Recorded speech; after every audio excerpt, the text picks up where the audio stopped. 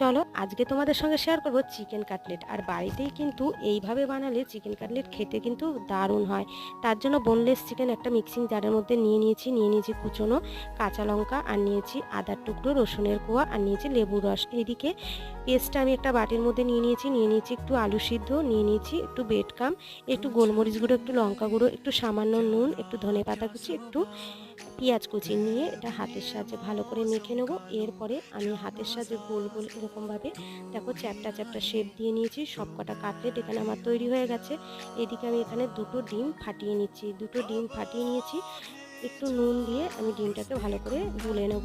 এরপরে আমি কাটলেটগুলোকে ডিমের গোলায় চুবিয়ে বেডকামে কোট করে গরম তেলে লাল লাল করে ভেজে তুলে নেব। খেতে কিন্তু দারুণ হয়, তোমরা বাড়িতে এইভাবে ট্রাই করে দেখো, অসাধারণ খেতে লাগে। টমেটো সসের সঙ্গে সার্ভ করেছিলাম, খেতে অসাধারণ হয়েছিল।